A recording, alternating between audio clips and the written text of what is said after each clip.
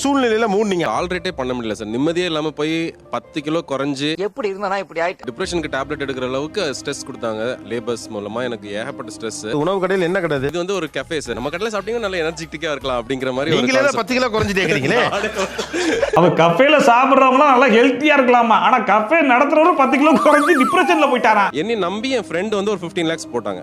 எனக்கு இருக்கிற பெரிய குற்ற உணர்ச்சி என்னன்னா, என்னை நம்பி ஒருத்தங்க செய்தாங்களே அவங்களுக்கு நான் வந்து நியாயம் செய்ய முடியலையே. இது வரைக்கும் அவர் என்கிட்ட பணமே திருப்பி கேட்கவே இல்லை. என்ன வார்த்தை விட்டு நேர்ல சொல்லணும்னு தவிக்கிறீங்க, ஆனா சொல்ல முடியல. பே பண்ணணும்னு சொல்றேன், நான் பே பண்ணுவேன்.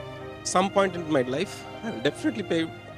ஆக்சுவலா சொல்லணும்னா இதை வெளியே சொல்ல முடியாத ஒரு வழியா தான் இருக்கும். ஏன்னா நம்ம இன்வெஸ்ட் பண்ணிட்டு போறோம், நம்ம லாஸ் ஆகிறோன்றது செகண்டரி. ஆனா சும்மா இருந்த ஃப்ரெண்டையும் மச்சான் ஒரு பிசினஸ் ஸ்டார்ட் பண்ணலாம் வரியா அப்படிங்கிற மாதிரி கேட்டு அவனை இன்வெஸ்ட் பண்ண வச்சு நம்ம லாஸ் ஆகிறது இல்லாம அவங்காச்சும் எடுத்து வீணடிச்சு விட்டுட்டு கடைசியில் அவன் அதுக்காக சண்டை போட்டுட்டா கூட மனசாரிடும். அவன் கேட்கலன்னு வைங்களேன், அதுவே நமக்கு ஒரு பெரிய குற்ற உணர்ச்சியா தான் இருக்கும். ஃபுல் வீடியோ நீங்க பார்க்கணும்னு நினைச்சீங்கன்னா லிங்க் இங்க இருக்கு, கிளிக் பண்ணி பாருங்க.